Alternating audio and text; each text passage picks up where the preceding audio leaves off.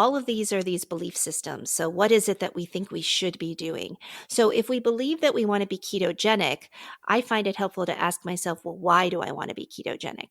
Do I want to be ketogenic because I truly think that this is what's optimizing my health and this is going to give me the lowest mortality, the lowest risk of cancer, the best cognitive function?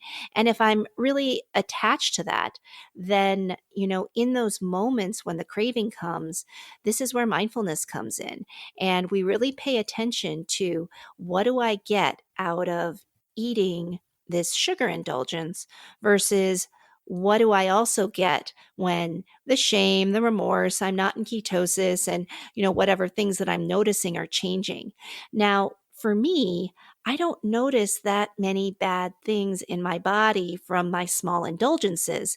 So I do have a hard time convincing myself that I should follow a ketogenic diet. I agree that the research is all there, and yet I need to have a little bit more compelling evidence. I guess I'm not that smart, but for me, I just need to have a reason to do it. Welcome to the Mindspace podcast. I'm Joe Flanders. Thanks for tuning in. The Mindspace podcast is my personal, in-depth exploration of the science and practice of well-being. I'm sharing this journey with you because I believe we can all lead happier, more meaningful lives by getting the facts and training our minds. Join me as I learn and share the most inspiring insights about human flourishing from leading experts, because we could all use a little more mind space. Happy New Year! I'm recording this in my first week back at work after the holidays. And after a couple of weeks of overeating and sitting around and generally indulging a variety of bad habits, I'm feeling really ready to get back on track. Now, I consistently find it difficult to maintain a balanced diet over the holiday period, and I'm usually highly motivated to eat well when January rolls around. And that is why I invited Dr. Kara Nance onto the podcast. Kara is a physician, double board certified in internal medicine and obesity medicine. She's the founder of WellessenceMD, a medical practice in Chicago with an integrative approach to primary care and weight management. Kara is also a certified mindfulness teacher and uses her mindfulness practice and teaches mindfulness to her patients to address the cognitive, emotional, and behavioral aspects of eating, which are often overlooked in this field. Kara took me on a fascinating tour of nutrition science, clinical best practices, and the wisdom she's gained from seeing patients over many years. Our conversation covered an analysis of several popular diets, including the Ornish, paleo, ketogenic, and plant-based approaches, the scary truths about sugar, the challenge of managing our kids' sugar intake, the role of the microbiome, how mindfulness can promote healthy eating, and a variety of practical tips and tricks for maintaining healthy eating habits. Please get in touch if you'd like to speak to one of our nutritionists about your own diet or develop a mindfulness practice in one of our group programs. All the info you need is available at mindspacewellbeing.com. And now, here's my interview with Dr. Kara Nance.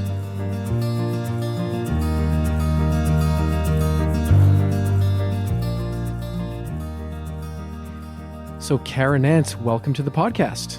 Thank you very much. I'm excited to be here. Great. So where are you calling in from today? So I'm actually calling in from Palatine, Illinois, which is a Chicago suburb where I live with my family and have a medical practice called WellessenceMD. Okay, so you're working from home today, or are you at the office? I was at the office and I came home because I thought it would be a little quieter for us to talk. So now I'm in my living room. Okay, cool. Yeah. So tell us a bit about yourself and about Wellessence. Absolutely. So I'm originally from Pittsburgh. I had a pretty traditional path. I went directly to undergrad at Princeton. I then went to medical school at Penn. I then did my internal medicine residency at the University of Chicago. And I finished that in 2003. And I came out to the Chicago suburbs and joined a 10-provider group. And during that time, I was practicing what I would call traditional Western medicine. We saw probably 30 patients a day, a lot of acute illnesses. And the main thing I saw was diabetes, high blood pressure, high cholesterol, depression, anxiety, and chronic pain, and a wide variety of what I considered stress related illnesses. So I was finding that I would give my patients different advice and, exercise, eat healthier, manage stress, things like that. And unfortunately, they'd come back the next year and not much had changed. So after being in that practice for a little over 7 years, I really started to feel like so much of what my patients were dealing with had to do with the fact that many of them had unhealthy eating habits, poor exercise habits, and were also obese. So I ended up leaving that practice and pursuing a year-long study in obesity medicine and sat for the American Board of Obesity Medicine in 2012 and decided to open up my own clinic that would take care of my primary care patients as well as a focus on weight management and obesity. So, in that first year, I really felt good about being able to put people on diets and exercise programs and use a wide variety of strategies for helping people to get to a healthier weight. But what I soon discovered was that it wasn't that people didn't know what they should do, they had a really hard time sticking with it. So then I started to research what are different ways that I can help people to effectively change habits. And that's when I actually came across mindfulness.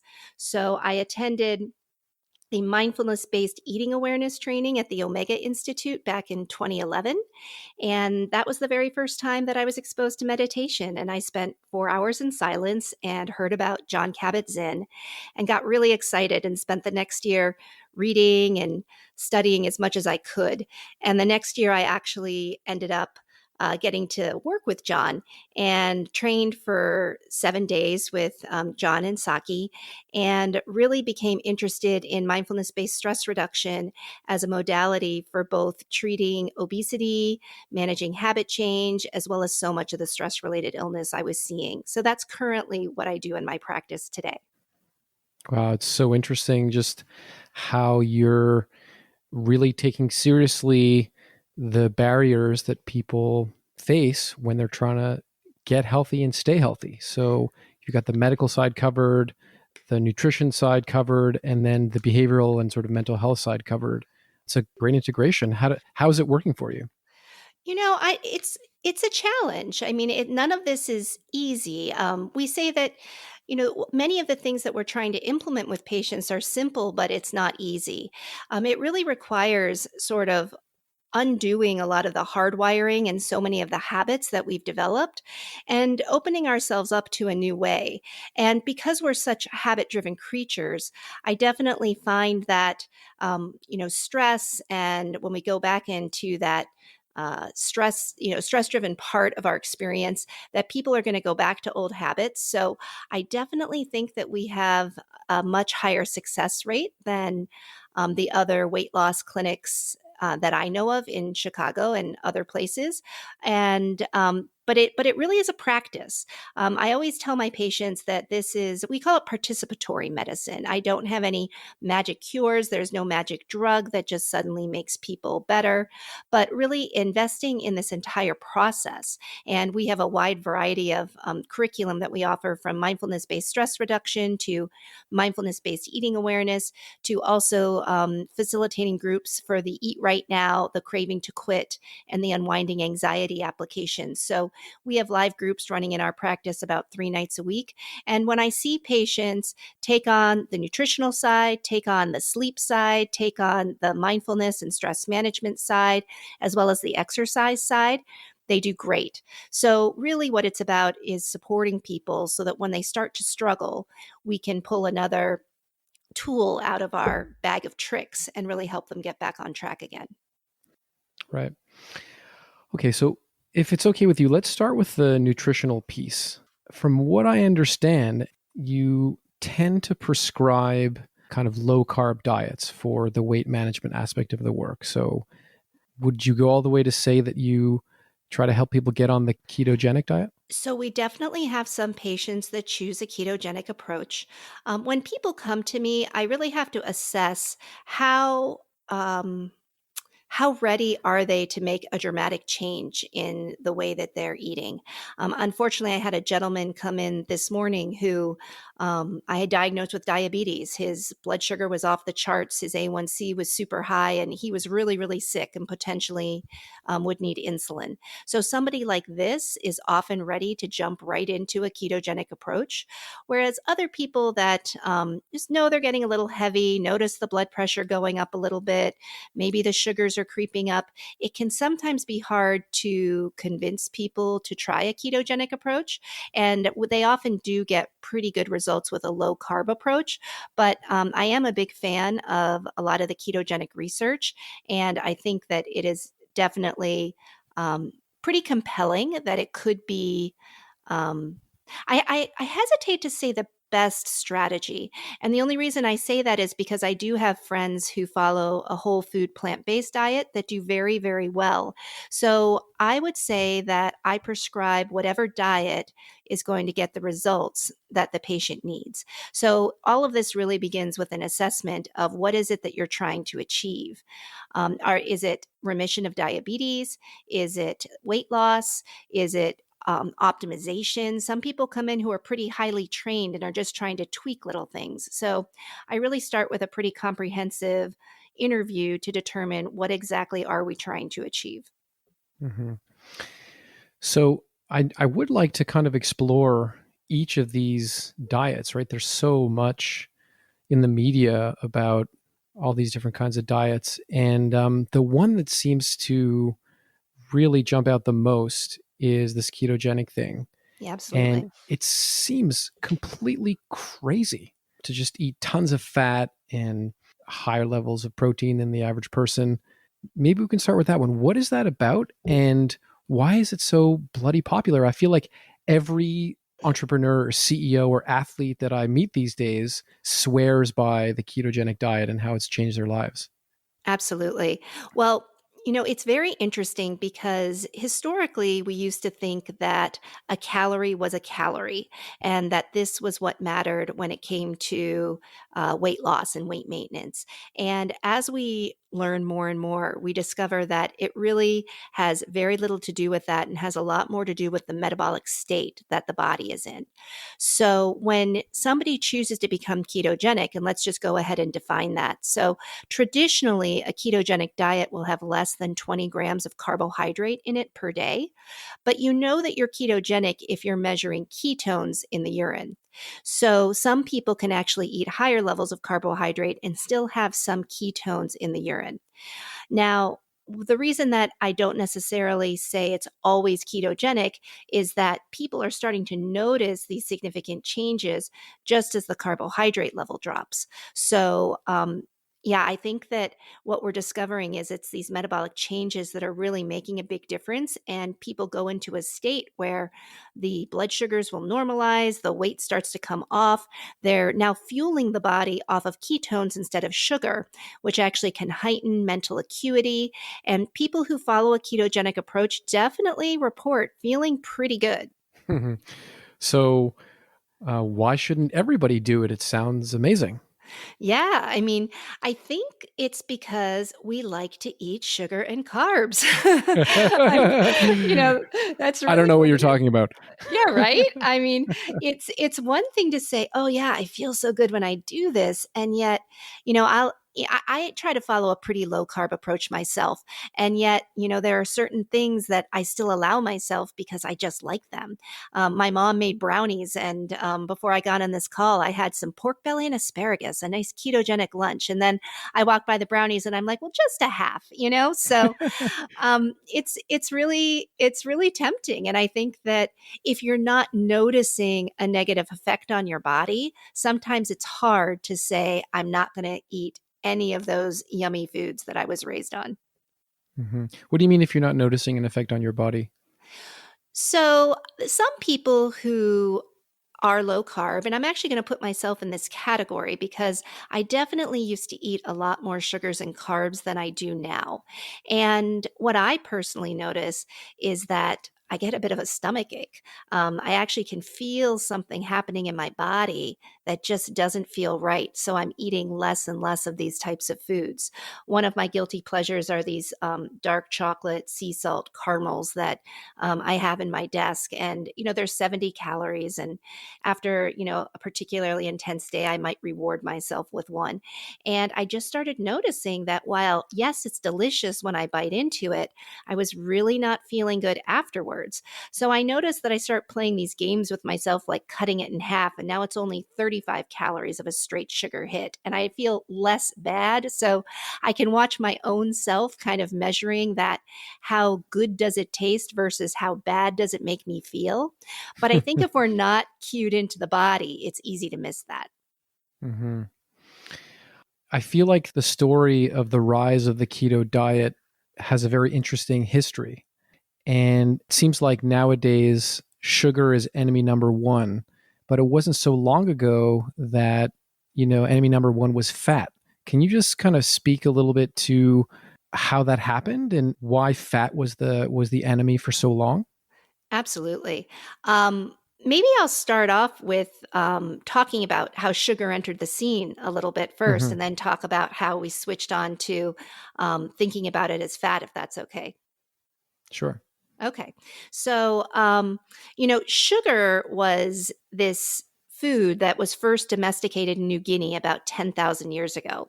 And if you know anything about how sugar is grown, it's this grass that grows to be about 12 to 15 feet tall and has these juicy stalks that are about 6 inches around. And basically, you can grow it from stem cuttings and it matures in about 12 to 18 months in the right type of tropical soil.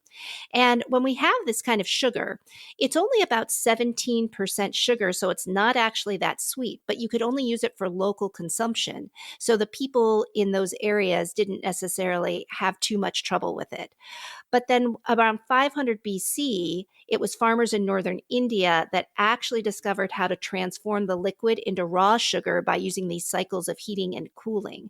And this was thought to be this huge boon because now we could transport it and people anywhere could get sugar. And it's a really energy dense food. And originally, we thought that sugar was going to be this amazing nutrient because you didn't need to warm it up. It would last for indefinite periods of time as long as it didn't get wet. And it really provided that sort of initial rush that would feel so good. So, we really didn't think of sugar and carbohydrates and all of that as being particularly problematic. And it was really some of the research that was done on people who followed a low fat diet. And by low fat, we want to make sure that we're saying that this is less than 10% fat, that we actually started to see some pretty significant improvements in terms of cardiovascular health.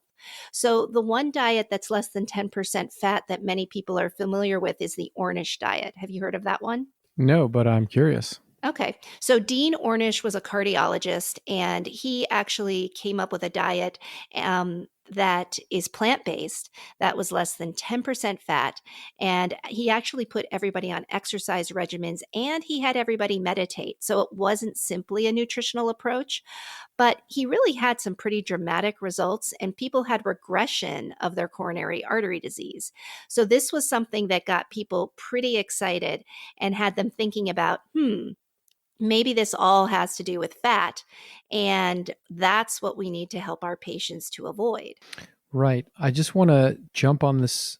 One of the things you said about sugar being like people being very excited about sugar, and it became a kind of a very important commodity in the global economy, right? And I'm thinking maybe this is the late 19th century, if I'm getting my history correct. Yeah, exactly. Yeah, I like to think about how it moves around because if you follow the path of sugar, you really see a whole bunch of cultural changes happening as you sort of follow where it went from India once we learned how to refine it. Wow. So, like, what kinds of changes, for example?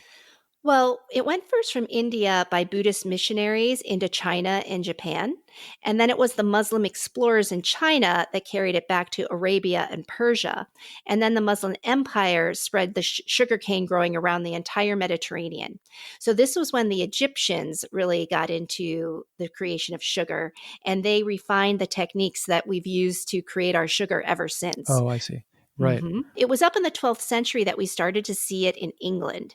And I think that this is where our Western culture really started to use sugar more and more in foods, because what we had along with sugar was we also had the slave trade, Hmm. because farming sugar was such awful, dirty work, very hot, lots of bugs, really unpleasant climates that you really couldn't pay anybody to do it.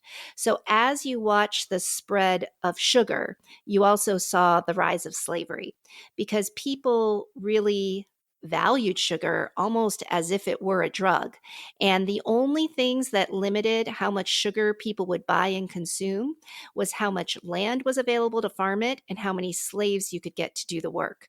So, the whole imperialism were the cultural things that I think we really saw happen along with sugar.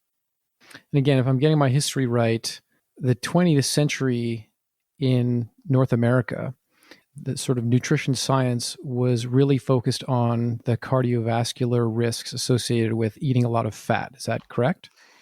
Yes. So definitely until very recently. I mean, even as we look at the original food pyramid that came out in the US in the early 1990s, we actually had olive oil up in the top of the pyramid with Coca Cola and cookies. So it definitely was demonized for many, many years.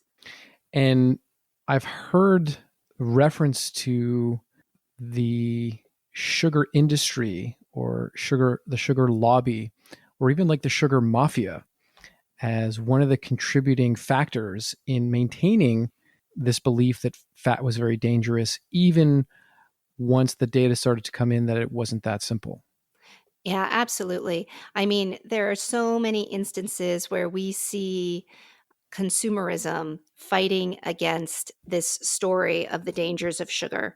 One of the things that we've seen here in the United States is that we know that sugar sweetened beverages like Coca-Cola and Pepsi and the wide variety of things you can buy in the store are so directly linked to obesity that there have been multiple attempts both in New York City to just legislate the size of the beverage, here in Chicago with a tax, and there's so much outrage by the lobbyists that they really create some pretty powerful forces that have resulted in these laws being repealed. So Hmm. we there's a lot of information out there, and one of the things that I think is interesting is that even the artificial sweetener industry, that was a lot of the studies that were showing that artificial sweeteners caused cancer in rats and things like that were all funded by the sugar industry because they didn't want people even going to artificial sweeteners. They wanted them eating the real sugar. And is it the case that money from the sugar industry funded studies showing that fat was actually harmful more so than sugar? Definitely. And there's a lot of that in Gary Taubes has written a book called The Case Against Sugar that came out at the end of 2016. And if you're interested in that research, I think that he does a great job of pulling out a lot of these studies that we know were funded. And so many of the ones that really talked about saturated fat. And it's interesting because we can really see some of the dangers of necessarily jumping on certain assumptions that come out of research.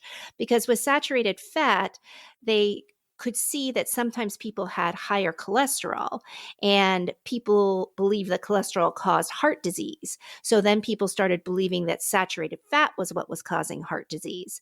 But this really wasn't based on any experimental evidence. We know that this really was all correlation. So that's why in 2014, as the ketogenic diet was becoming increasingly popular, there was actually a cover of Time magazine that was, advising people to eat butter and had a pretty interesting cover. And that, contrasted pretty distinctly with an article of Time magazine about 30 years before that had eggs and bacon on the cover with a frowny face saying, stay away from that. So there's been a huge shift in what the science is showing. Right. So interesting. So, to what do you attribute that shift? Like, what happened? Why did public opinion shift so dramatically? Well, Atkins actually came out with a lot of this research in the 70s. And unfortunately, a lot of it was discredited. I do think that the American Heart Association has had a very entrenched whole food plant-based dietary approach for a long, long time. And a lot of their studies are based upon that. And it's really interesting for me when I go to my obesity medicine meetings that there's a ketogenic camp that is mostly filled with obesity medicine specialists. And there often is a whole food plant based camp, which is often staffed with cardiologists. So Hmm. it definitely is in some ways the culture that you're raised in. And I think that it's just important for us to remember that there may not be one best diet for everyone, and that it does take a little bit of experimentation to figure out which strategy is going to be best for you. Kara, this is all way too reasonable and balanced. I'm expecting some controversy and some Yeah, radical statements here. well, you get plenty of that at these meetings. And, Right. and I think the other thing with ketogenic, I mean, there's so many reasons to consider going ketogenic. We've had studies that have shown decreased all cause mortality. We've seen an increase in cognitive function. We've seen decreased in cancer rates. There is research that's showing that a ketogenic diet can lead to all of these outcomes. At the same time, we do have Dean Ornish and a wide variety of other studies that show that people can have similar outcomes with a plant based diet. So, what seems to be rising to the top is that it really has a lot to do with processed foods. And we need to remember that just because we're following a vegan or a vegetarian diet, that could involve a lot of processed foods. And similarly, when you're following a ketogenic diet, I think the foods tend to be less processed, but I guess that depends upon how much lunch meat, bacon, sausage, these types of foods that we're eating. But there are many ketogenic people that are eating meat, from animals, that are eating salmon, that are eating avocados, that are just eating, nuts, things that I think ketogenic people more easily end up in a whole food approach as opposed to the vegetarian or vegan, which often end up consuming a lot of processed foods. Hmm. That's interesting. Maybe one last question on keto because I'm a little bit obsessed with it myself for reasons that I'll mention in a second. It would be interesting to hear a little more clarity on, to use Gary Taub's expression, the case against sugar. What's so bad about sugar, and what is it that the ketogenic diet does to sort of correct for that risk? Sure. So, when a person eats sugar, you get a corresponding spike in insulin. And it's this insulin spike and insulin resistance that we think starts to cause a lot of the health problems that people experience. So, insulin, just for anybody who doesn't know, is made by the pancreas and it's what actually drives sugar into cells. So, when the insulin resistance is present, we get something called metabolic syndrome, which is the high blood pressure, the high cholesterol, the diabetes. We know that there's increased inflammation, so people have a higher risk of cancer. We know that there are fertility issues because women develop polycystic ovarian syndrome, and men can also develop erectile dysfunction and get an imbalance in the estrogen and testosterone levels.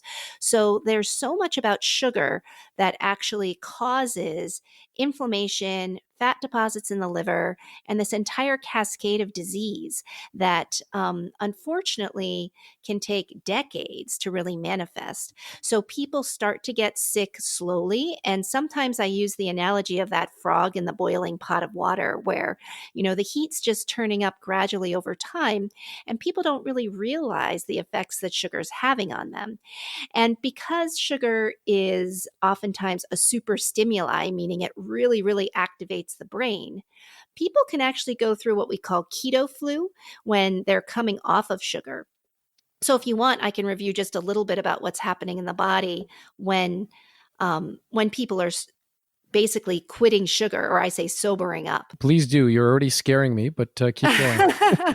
So, those first few days can be kind of rough. I mean, we know that when rats are given the choice of cocaine or a sugar liquid, that they take the sugar every time. We know that sugar lights up the same areas of the brain and has a lot of addictive tendencies.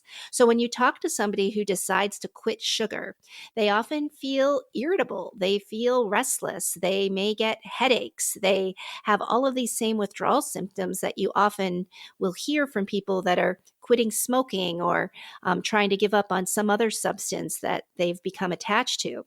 So, this is what we tend to see in the early phases. And as we know with addiction medicine, it's not just about the physical addiction. There are so many psychological cues because when people eat sugar, they feel good. We get that dopamine release in the brain, which is why it can be hard to stay on keto because those first few bites of whatever we have can be really good. So when somebody decides to give up on sugar, the body is going to go to glycogen stores, which are in the muscle. And glycogen stores will be used up within the first 4 to 6 hours that somebody is fasting or doesn't consume sugar. The body's then definitely going to go into a state where it's craving the sugar because it hasn't yet developed the ability to fuel off of fats. So the body starts entering this process called gluconeogenesis, but that doesn't start until about 24 hours after somebody stops consuming sugar. And it's in that phase that people actually start to fat burn. And when people are fat burning, the fat goes through a chemical reaction that actually creates what we call the ketone body. And ketones are a superfuel. If people can get through this initial detox period and they get into ketosis and the body is starting to fuel off of fat, they do report increased mental clarity, some increased energy, and all of those acute addictive symptoms to the sugar do go away pretty rapidly, usually within a week. Right. So again, it sounds pretty great. Now, the fact that it's hard to stay on is definitely a piece I want to get into. But again, like, why shouldn't everyone do this?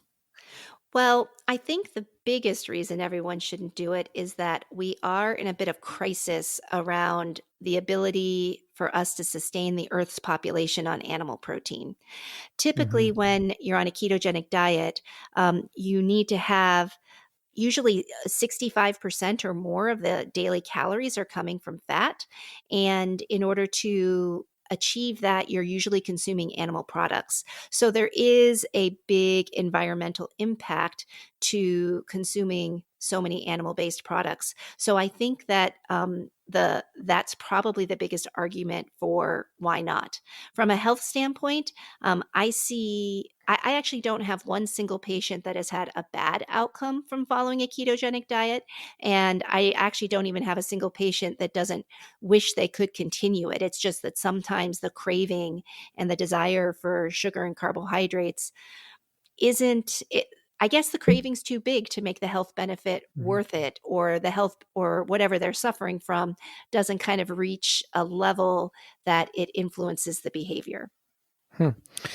So I'm definitely aware of the environmental impact of this diet, which is obviously a big issue. But I thought there were health issues as well, health risks. Like, is it really correct to say that it's okay to eat so much fat and it's okay to eat so much meat? What about the value of the low fat diet? Yeah, There's a lot of controversy over how much protein does a human need. If you Hmm. look at the recommended daily allowance of how much protein does an individual need to get, they actually say only like 40 grams of protein a day, which with my patients, when I'm helping them to lose weight and I'm shifting them to lower carbs, we're typically targeting 100 grams of protein per day or more. There's a lot of fear in the medical community that this can be hard on the kidneys, but this Hmm. actually doesn't seem to be borne out at all. And I actually think that diabetes and high sugars in the bloodstream are way harder on the kidneys than protein. And I actually have a patient that was a renal transplant patient who had one kidney and diabetes, and the kidney was failing. And we switched him to a very low carb, possibly ketogenic, very high protein diet, and he actually had improvements in his kidney function with this type of an approach. So I think that the dangers of it have been somewhat inflated.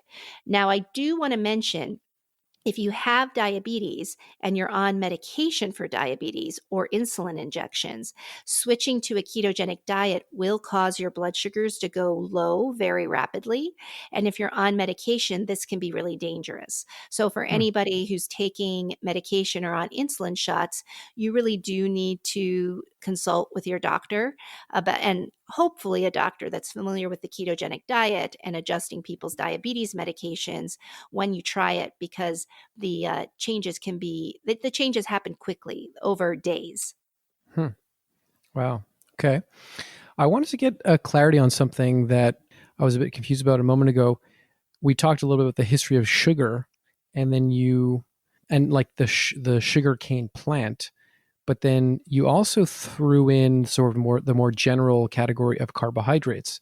And so when I Mhm. think about carbohydrates, I'm thinking about grains and fruit. I guess fruit has sugar, but if I'm having a piece of sort of multi-grain toast, does that have sugar in it?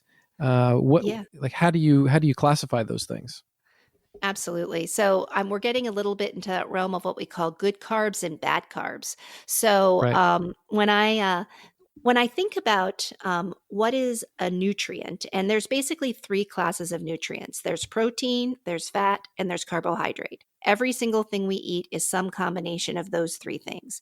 So, if we're following a ketogenic approach and we're mostly eating protein and fat, we see that the blood sugar rises somewhat slowly. It stays at a very even plateau. And then, depending upon how many calories were consumed, it starts to then drop, which signals hunger, and the body will eat again. Now, in a carbohydrate based with carbohydrate based foods, we have to think about, is this a complex carb? Is this a simple carb? Is this a sugar? Or is this a synthetic sugar like high fructose corn syrup, which affects the body differently?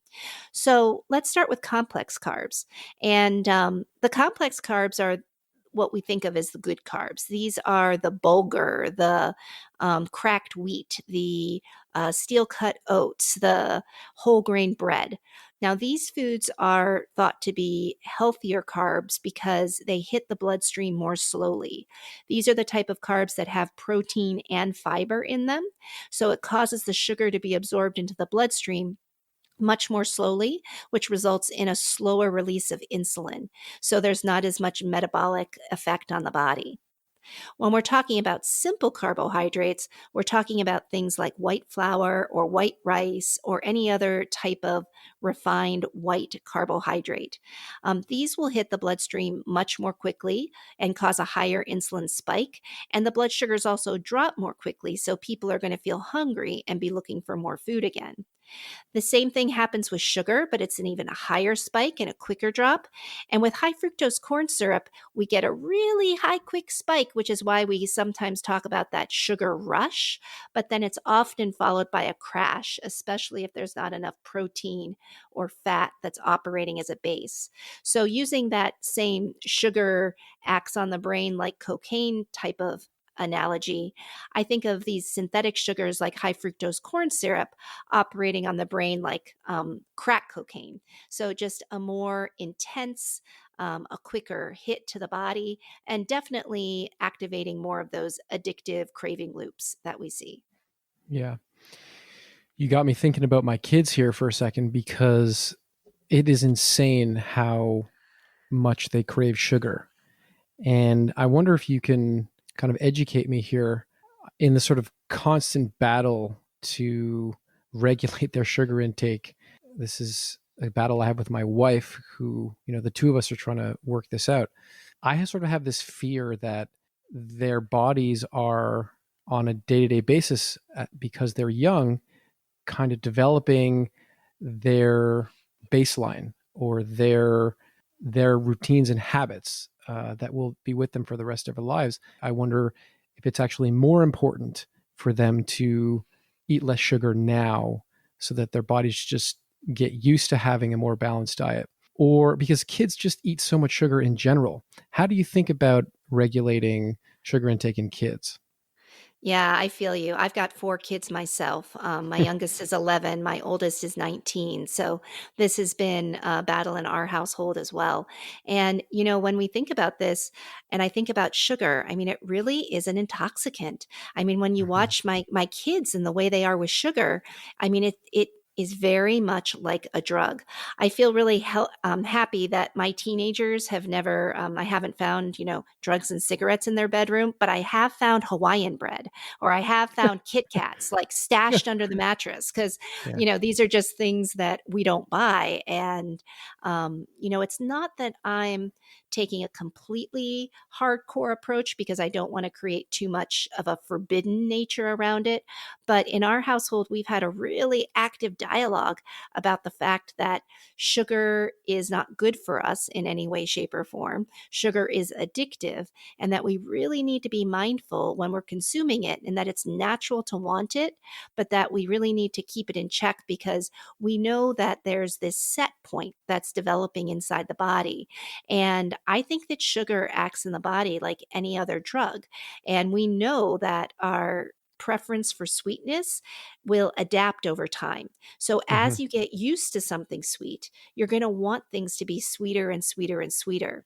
On the contrary, if you suddenly decide to go sugar free and not have any sugar in your foods whatsoever, and then a few months later decide to have something sweet, you'll often find that it seems almost too sweet, even when it was something that you used to consume every day. So we know that the body is going through continuous adaptation, and we really do need to be mindful of how is this affecting me? How much am I wanting it? And obviously, with children, they don't have fully developed brains. So even adults have a hard time regulating their sugar intake. I think that on some level, we are creating little drug addicts by giving our kids sugar. And it's hard to say that because we don't want to ruin Halloween and every birthday party they ever go to. But I think we really need to take it seriously, just like technology use and other things that we know really hook our kids in and can affect their developing bodies and brains. My wife is officially going to hate this interview, because you're really reinforcing some of my concerns, especially this notion of the set point. I think is very compelling, and I've never seen my daughter more serious, more focused, and more dialed in than when she gets home from Halloween. It just becomes just a very intense moment for her. I'm resonating with everything that you're saying. That the set point thing I think is really interesting. I was going to make another comment on that. One of the things that we know in the obesity medicine community is that the the body can be a normal weight for years and years and years, and then something happens metabolically, and it's probably many different things because we've identified over 200 genes that, if you affect them, lead to the development of obesity. So we're not clear exactly what foods is it, which chemical exposures, which drugs, like what is it that changes things. But we know that for some people, they seem to be born heavy and have issues with being heavy their whole life. But in other people, they can be thin for a very long time. And then it's almost as if something switches in the metabolism. And the body has a fat mass set point that it really wants to protect. So I think it's so important for people to focus on not getting heavy in the first place, because in my experience, it's so much easier to stay at a healthy weight than it is to maintain a healthy weight once you've been diagnosed with obesity. So I think that the entire science of this field, we know that it's not just related to eating habits, but also to having unhealthy muscle because we don't move enough, to having sleep deprivation, to living with chronic stress, to having disrupted circadian rhythms. And then about 10% of the people who have obesity are on some medication that we know is associated with increasing that body mass set point. So anything that we can do to try to keep our kids at a healthy weight and to keep that metabolic switch from being activated, I think is really important. Hmm. Okay, so I'm going to get some free coaching from you, Of if you don't mind. Um, course. we've talked before, and I'm aware of all the things that you've said. I'm definitely glad to get some extra detail today.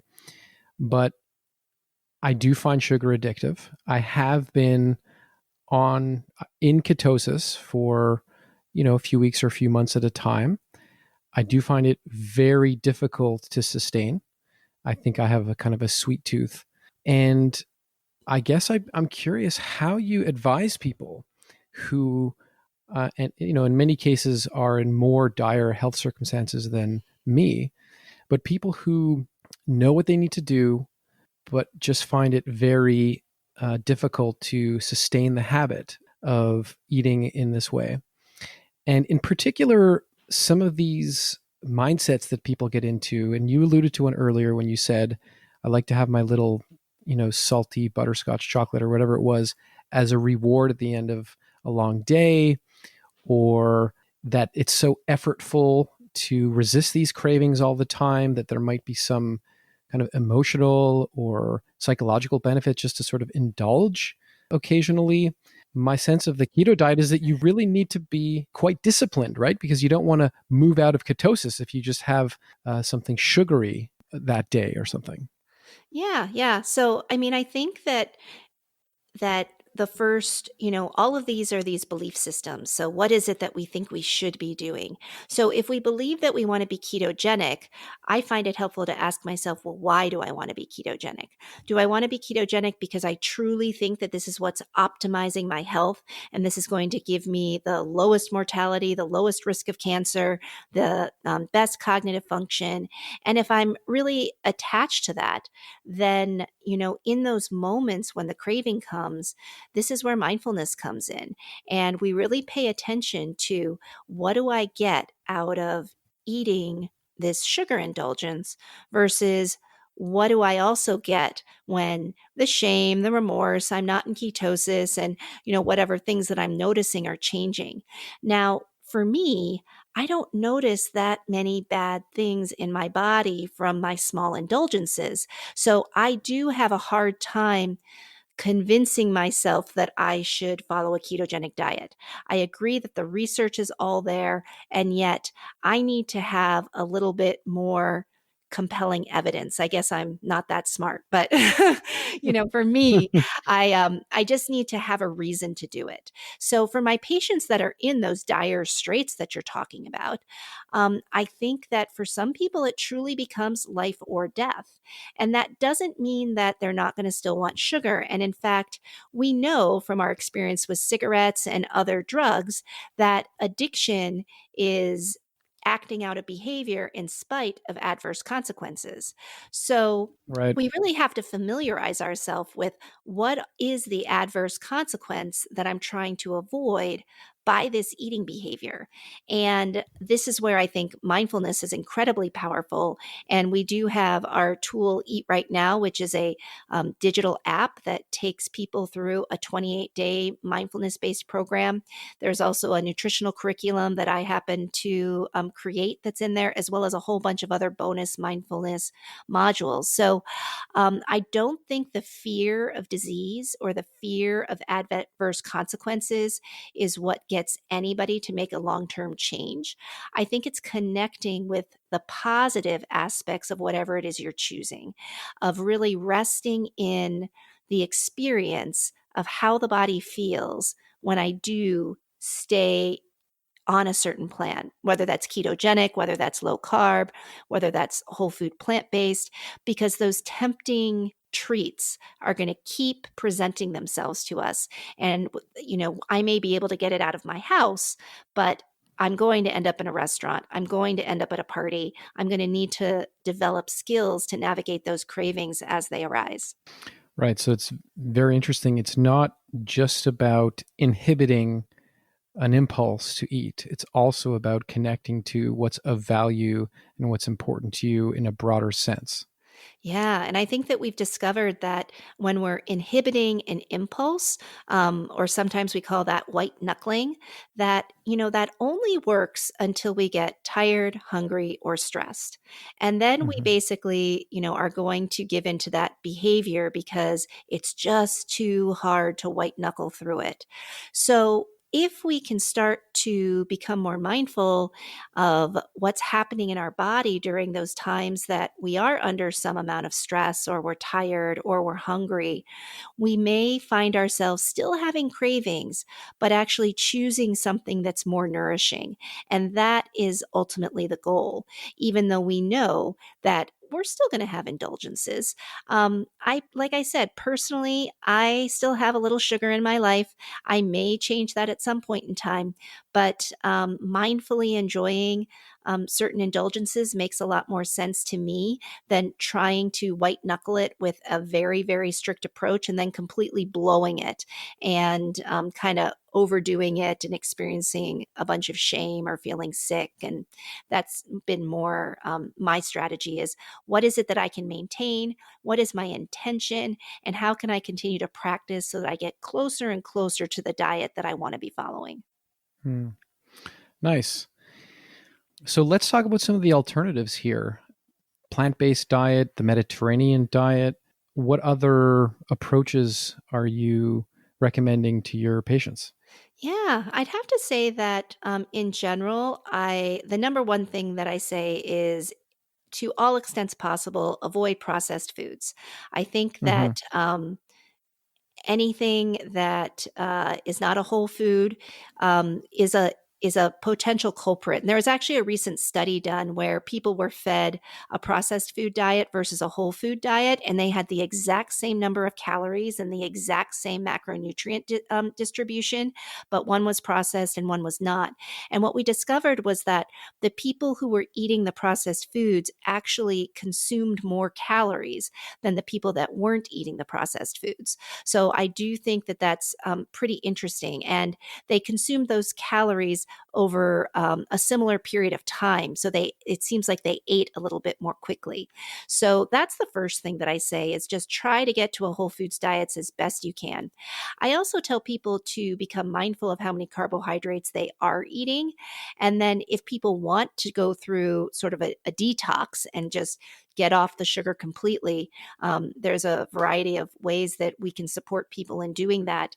But even just saying, I'm going to have 50 grams per day less than I do right now on average. And then maybe the next month or week, taking it down another 50, that's another reasonable approach. Although if people are addictive to these sugars and these carbs, it can sometimes be more difficult to do that than it is to go cold turkey, because we have to remember that craving can be like a bonfire where the more you feed it, the stronger it becomes. So if you just, stay away from the sugars, stay away from the carbs, the cravings will lessen over time for sure. And Hmm. there's no one food that I think all people are potentially addicted to. I think it's a wide variety. So back to the question about other diets, the paleo diet is another one that I think many people do well with. This is a diet that says let's try to mimic what our ancestors were eating 100,000 years ago, and it's a variety of animal-based proteins as well as natural occurring animal and plant-based fats, as well as a wide variety of any fruit or vegetable that you can find. Now, some people will have trouble with fruit. We have to remember that our fruits have been genetically selected to be very sweet and have high levels of sugar. So I actually have some patients that identify as fruit addicts and had taken everything else out of their diet and were still metabolically stuck until they took fruit out as well. Hmm. If you talk about monitoring how many grams of carbohydrates or any kind of careful watching, I know for myself, and I don't know if this shows up in your patients, but I find I can become very obsessive Mm, about everything that's, that I'm eating and what's available to me, and which restaurant should I go to for lunch, and becoming, that decision being complicated, and that becomes a kind of a stress in and of itself. And it all, like, I've had moments where it's just like it's so ridiculous how yeah, complicated eating has become. yeah. And I wonder how you deal with that. And I'm aware of these movements now, like intuitive eating, and I'm not sure mindful eating belongs here as well, where we are trying to move away from just how complicated all of this is. Yeah, absolutely. I mean, I think that's one of the beauties of Whole Foods. And we had spoken of how Richard Pollock, did I say his name right? Pollan? We talked. Michael Pollan. Michael Pollan. Yes, thank you. Yeah. Yeah, but Yeah. and he says eat real food, mostly plants, and not too much. And Hmm. I really enjoy that line because it's very, very simple, and it can take away a lot of the complexity. And I think that the more we are in tune with our body, the more we'll know how much we need.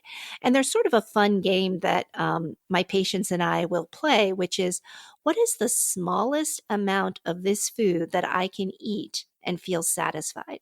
So I think if you find yourself getting too wrapped up in how many calories is it, how many carbs is it, all of these different issues, we know that stress itself is harmful to the body. So that's probably a clue Right. that you need to offer yourself a little bit more compassion, a little bit more patience, and just understanding that this is a new set of skills. And just like anything else that we're learning to do, it can be frustrating in the beginning and it definitely requires our attention. But as we get more and more into balance, the body naturally does start telling us, yeah, this is where I should be. This is what works for me. And we can even go to restaurants and know what foods we can order and learn about our triggers and maybe pack half of it up before we even get started and really pay attention to how much of this do I actually need to be eating. Cool. This might be a little bit too broad, but can you speak to what the science says is the most healthy way to eat? Yeah, the interesting thing is that there was a recent study done, and people can feel free to contact me via my practice if they want these studies specifically. But it actually looked at a wide variety of different diets and it looked at them in terms of weight loss. And it actually found that with all of these different dietary approaches, similar amounts of weight loss were achieved. They also saw that with all of these dietary approaches, after a year, similar amounts of weight regain also occurred. Hmm. So if you trust that data, there's really not necessarily one diet that's best for everyone. Now, that being said, if you have certain metabolic diseases like diabetes, I think that a ketogenic diet may be a better strategy. But I think this whole idea around saturated fat and cholesterol and these kinds of foods leading to heart disease is only true if you're also eating those foods with carbohydrates. In the absence of carbohydrates, the oxidizing effects of the cholesterol and the other inflammatory things that we know lead to disease processes really don't seem to be happening with protein and fat, even from animal sources. Hmm. Well, that sounds kind of important. I'm not sure how many people are aware of that. Yeah, yeah.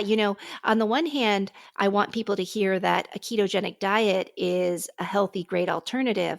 But if you decide to just increase the amount of protein and fat you're eating, and you still have your toast and your rice and, your cookies, you're actually probably creating more harm than than if you were following a more traditional Mediterranean diet. That was one of the ones you mentioned that has more like 30% fat in it instead of the 65% fat of the ketogenic diet. So I think that it's important to just kind of look at the overall diet and your overall compliance rate and just figure out where it is that you're that you think you can land.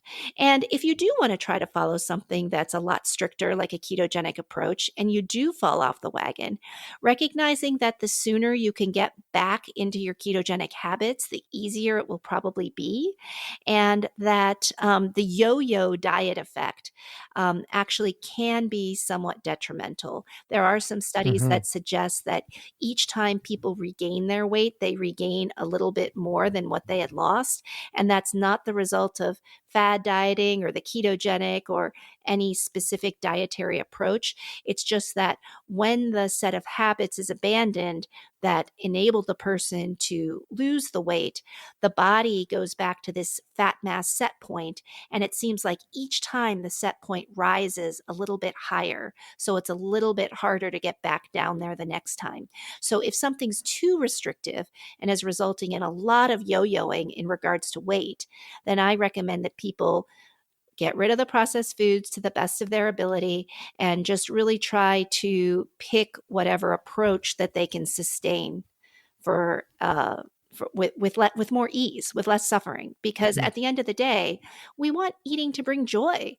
Eating is a wonderful thing, and we really don't want to overcomplicate it or make ourselves too stressed.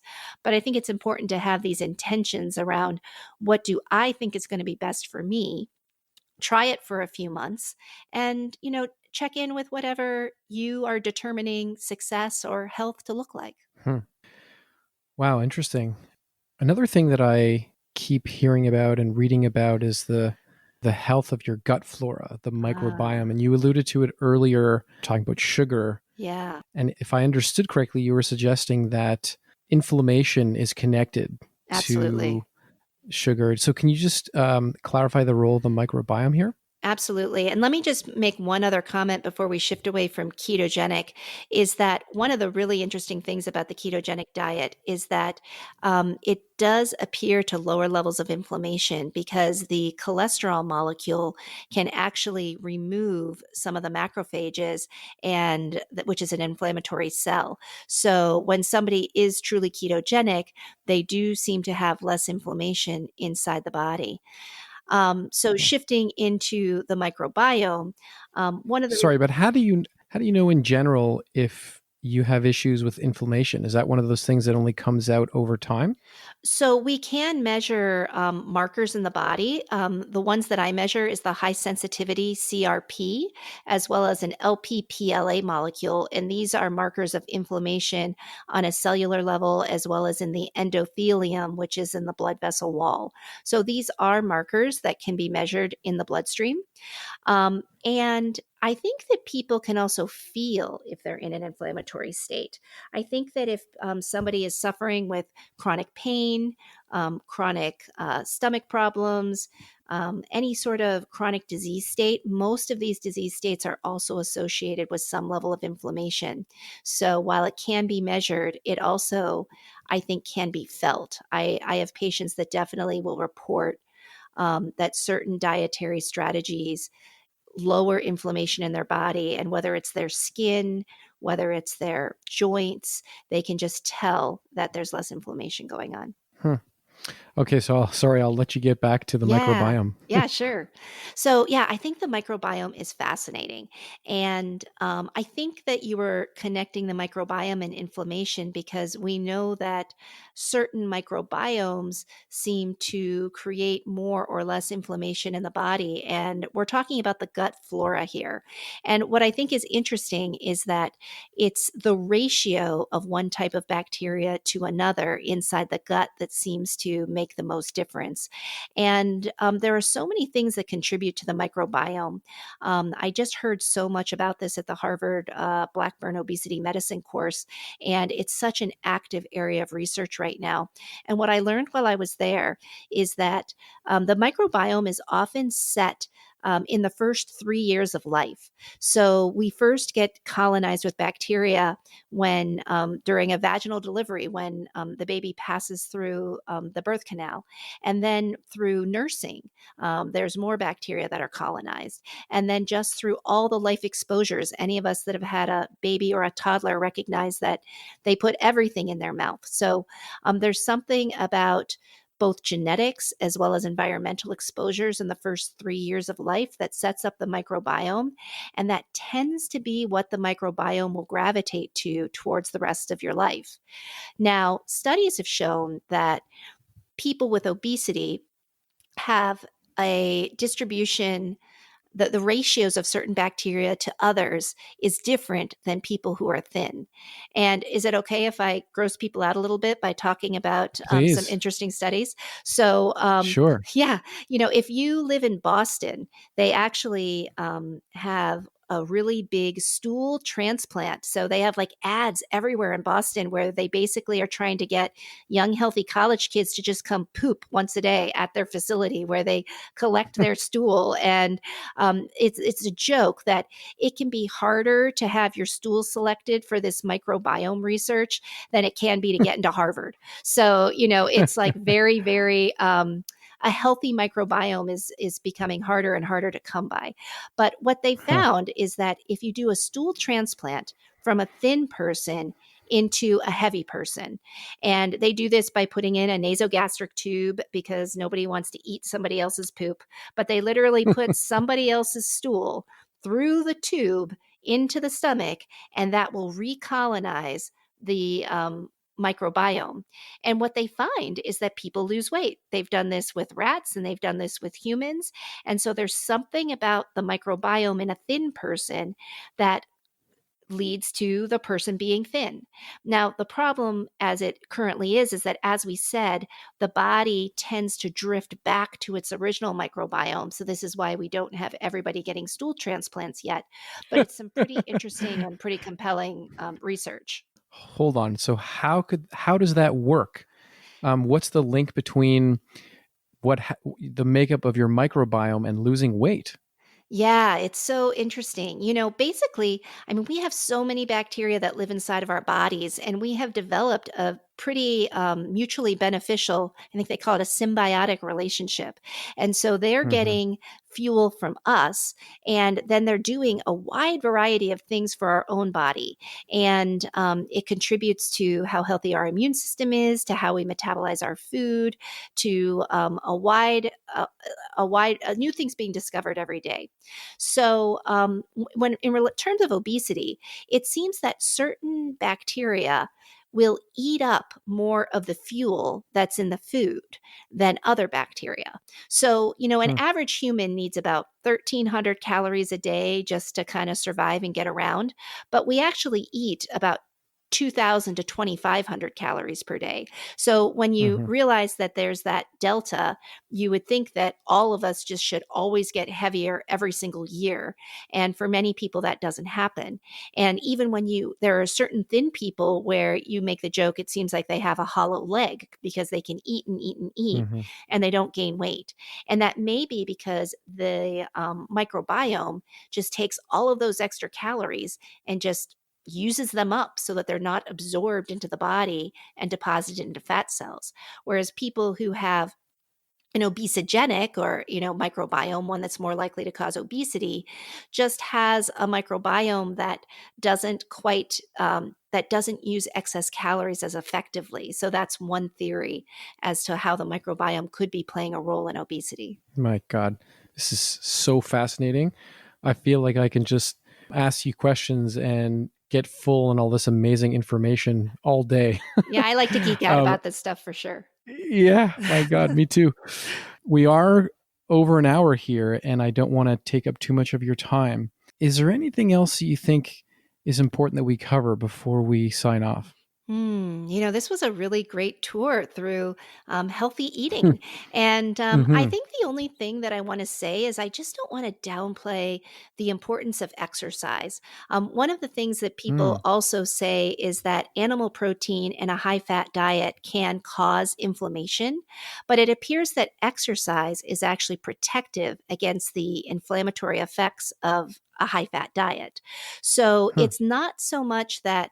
Um, where it's not so much that we need to go burn a certain number of calories every day, but it really seems like we need to move our muscles more, and we don't want to downplay the importance of strength training. So I Huh. think that the last thing that I'd like people to hear and just to remember is that we all have Fitbits or Apple Watches or these different devices that just kind of remind us to get up and move once an hour, that's probably really, really important, almost more important than making sure you get to the gym for some specified, cardio or strength training time. And that is still important. So just looking at things like, how much do I move in a day? Could I get a standing desk? Can I just take a walk over to the water cooler? And then ideally, I think it's 3 days of cardio and 2 days of strength training that has the most evidence for maintaining fitness and muscle health. And I think that's just a really important part to think about in any healthy eating strategy. Well, that's quite intimidating. 3 days of cardio and 2 days of strength training every week? Well, let's I talk don't know about. many people that could really keep that up. Yeah, when we talk about cardio, we want to remember that that's like 30 minutes of walking. So it Okay. doesn't have to be really intense cardio by any means. Like just, carving out 30 minutes that you walk is what the studies show has a lot of benefit. Now, as you increase exercise intensity, you can get some improved effects. And the one other thing I'll give a plug for is this high intensity interval training. So if 30 Right. minutes feels like too much, maybe you can even get 15, but you alternate it such that, you do 10 seconds all out as hard as you can, and then a 50-second rest, and do that for even 5 minutes, or maybe 1 minute at a fast pace, and then 3 minutes of rest. So there's something about this type of interval training that we know also contributes to muscular health and has a metabolic effect long after you're exercising. So if that 30 minutes of cardio 3 times a week plus 30 minutes of strength training twice a week seems overwhelming, think about, well, what can I do and how can I get more active in my day-to-day life, and definitely consider that high intensity interval training. Hmm. You've got the medical recommendations and the sensitivity to people's mindsets and the sort of psychological piece. It's really quite impressive, and really interesting to talk to you about all this. Last thing, tell me about this other trend, intermittent fasting. Yeah. So let me try to do that quickly. It's a really complicated topic, actually. Um, Yeah. yeah, yeah. But I think the important thing to know is that people define intermittent fasting very, very differently. So Hmm. before we can get into a serious conversation about that, we'd have to sort of understand what we're talking about. The quick answer is that the type of fasting that has the most evidence is actually undergoing a 36-hour fast and then followed Hmm. by a period of eating. When you talk to people who are doing intermittent fasting, typically they will just restrict their eating to about an 8-hour period in the day. So maybe they only eat from noon until 8 p.m. And that seems to work better for them. There definitely is some evidence that intermittent fasting can improve blood sugar and a wide variety of other metabolic outcomes. But I don't think that intermittent fasting, the way it's often practiced, is really has much evidence that it's better than any other dietary approach. So once again, I think it comes down to personal preference. I kind of have a pygmy shrew metabolism, and if I don't get fed every 3 hours, you don't really want to be around me. So I can't imagine doing intermittent fasting, but there Yeah. are some people that say they, don't find fasting to be that difficult. And if you do these longer fast periods, there is some data in the anti-aging research that is talking about its effect on telomeres. And we could get into a whole other conversation about anti-aging effects. And there is some evidence that fasting is good for that outcome. Well, we'll have to do this again sometime.